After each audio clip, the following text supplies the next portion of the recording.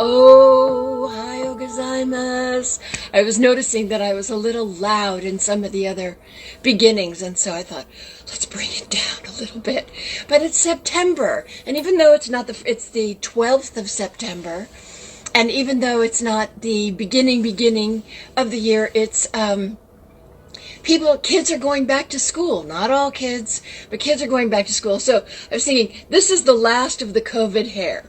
I was going to take a shower, but I didn't get around to it. And I was thinking about what are we going back to? What are we going back to, and what are we going forward to?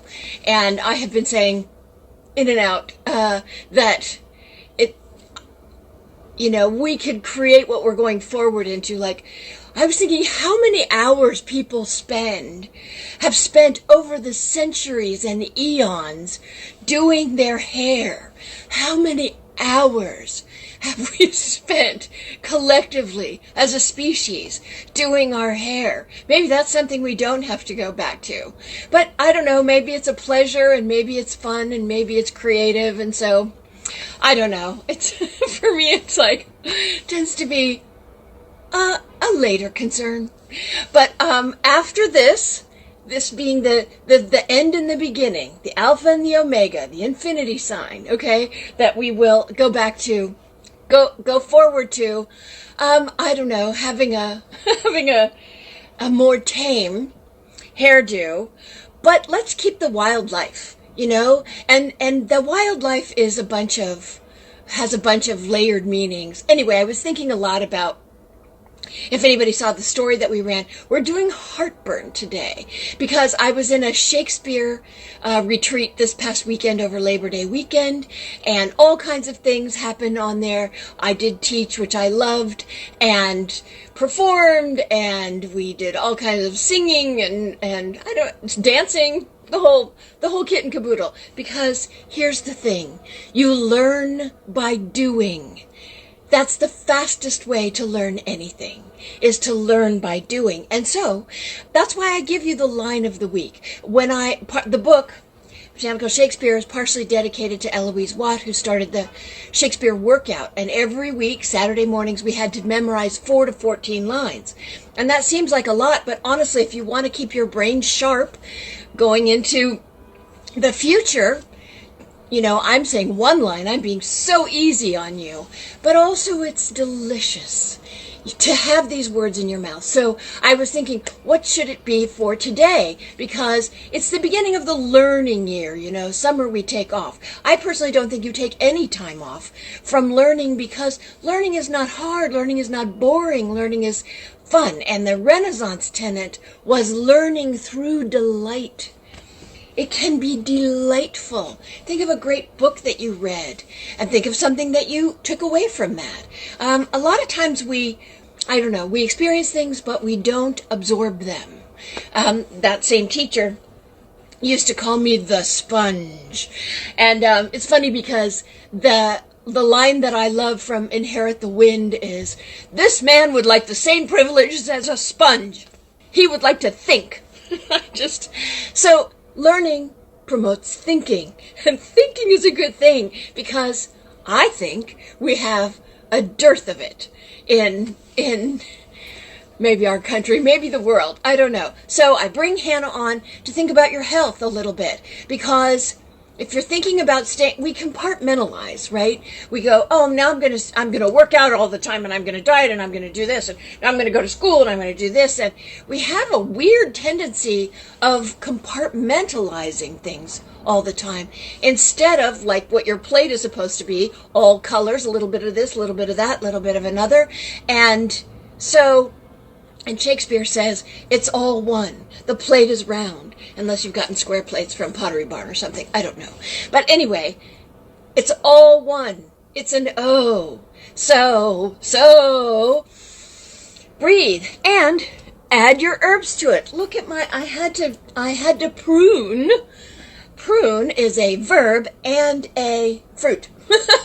I had to prune my spearmint, which still smells terrific, but it was getting a little brown, I don't know, overwatered.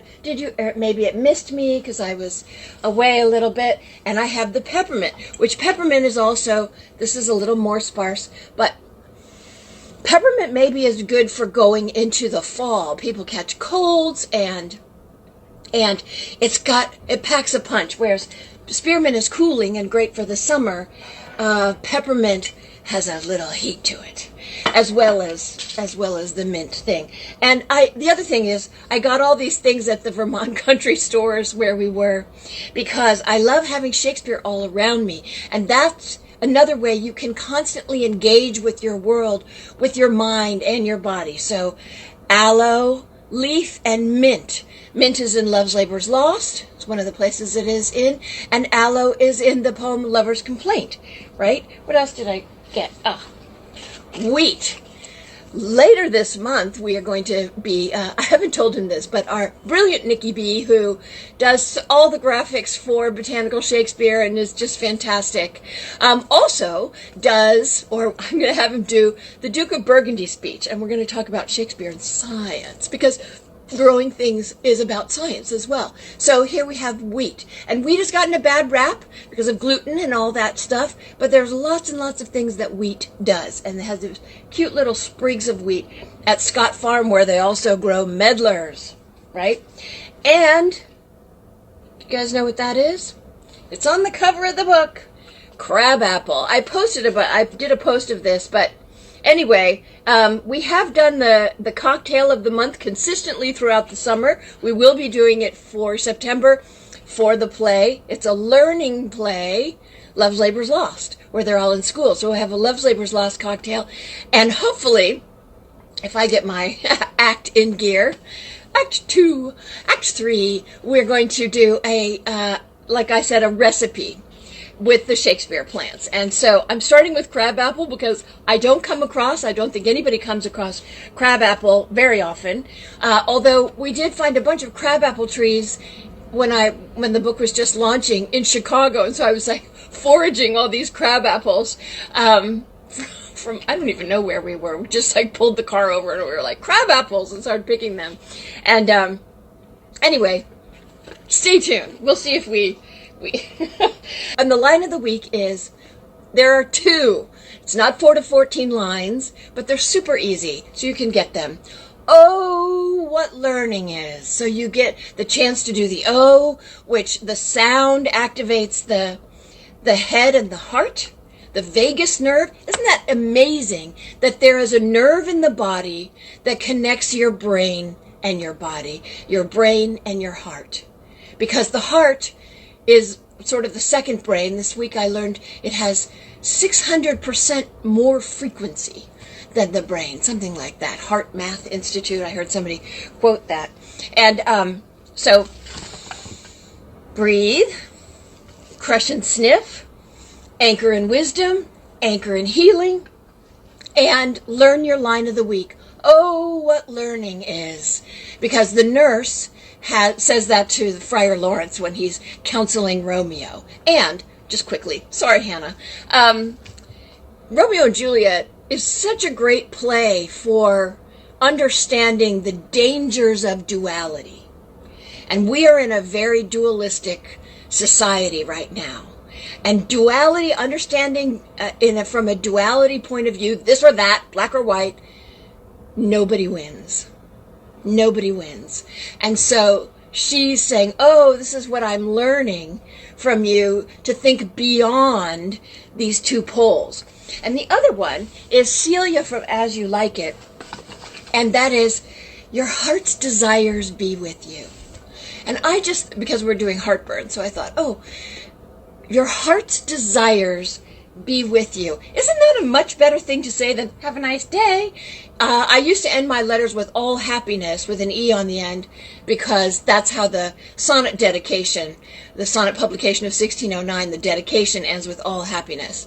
But I think people thought I was just spelling it wrong. Oh, what learning is, more people will understand. But your heart's desires be with you. And that's a lot of what Heartburn is pushing against what's going on, conflict with what's going on in your life, not accepting it, not letting it go down with ease. But we'll see what Hannah has to say. There she is.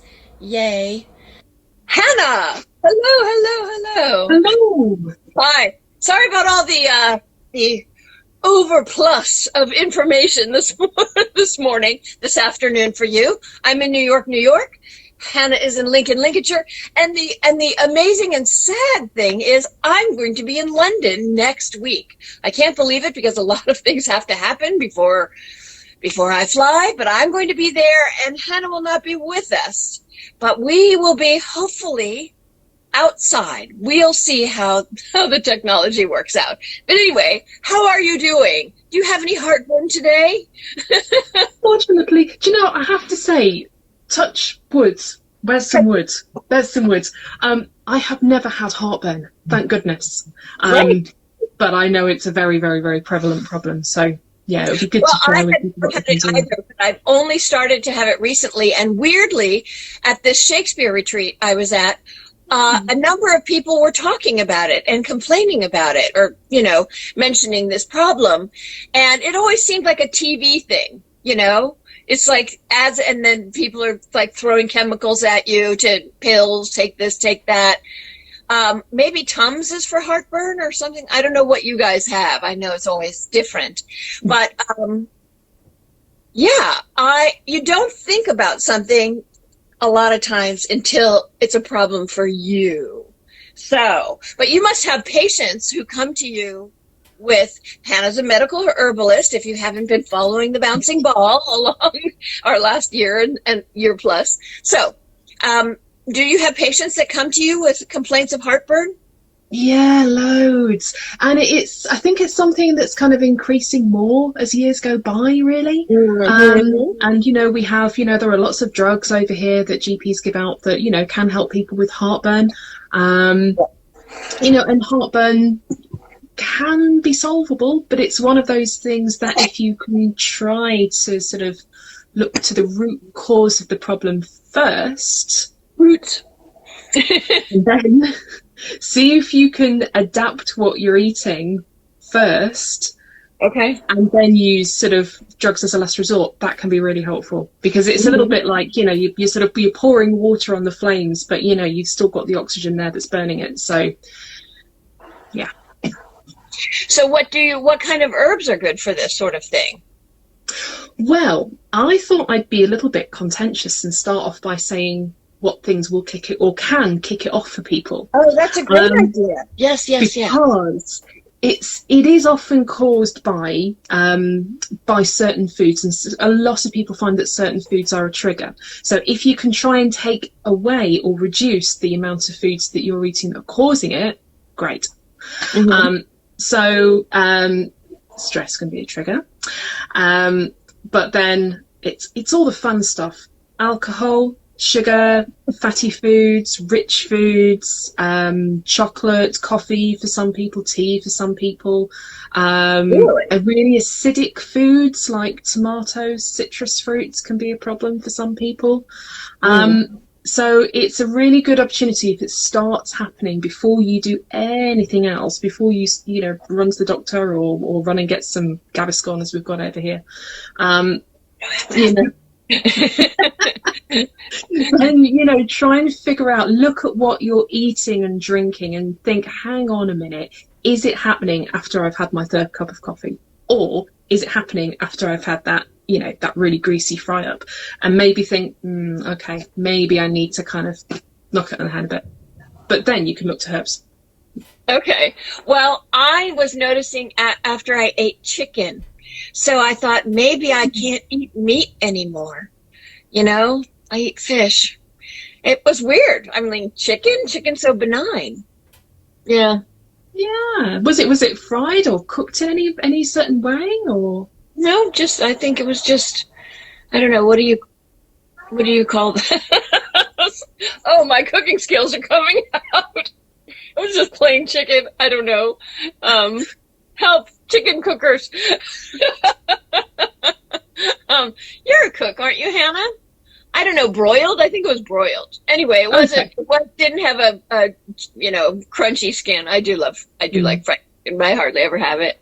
You have to really. I had it when I was down in North Carolina because that's the South, and they're very good at that. But anyway, yeah, no, just plain chicken.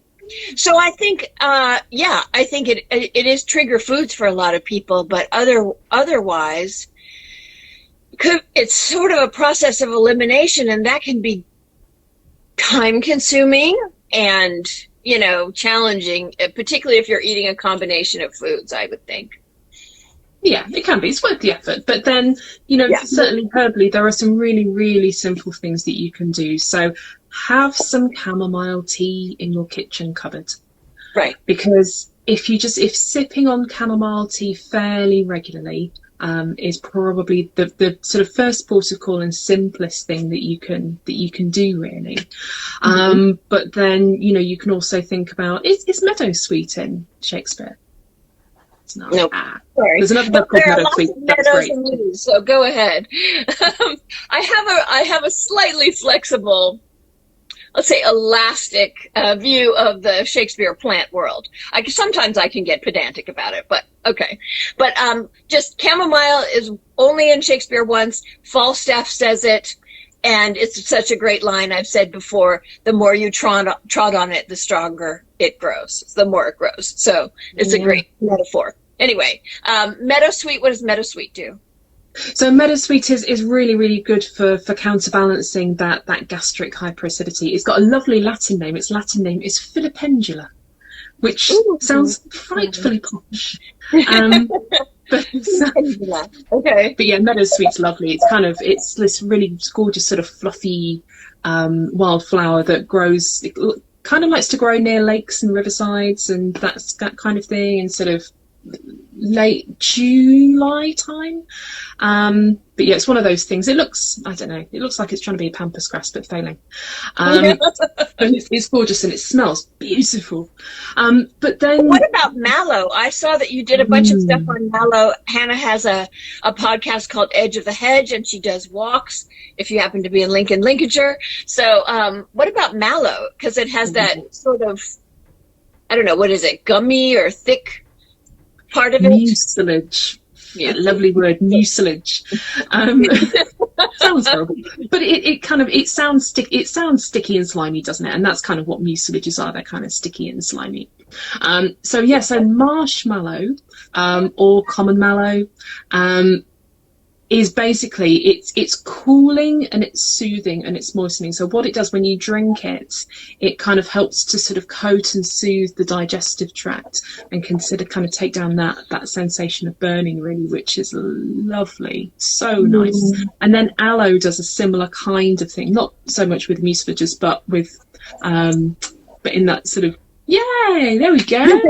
Yeah, so that really lovely cooling. So if you've got some nice good aloe juice, you can drink some aloe juice. I don't recommend sucking an aloe leaf, but certainly you can buy aloe juice sort of fairly commonly in supermarkets and shops. So it's another good one to look at, really.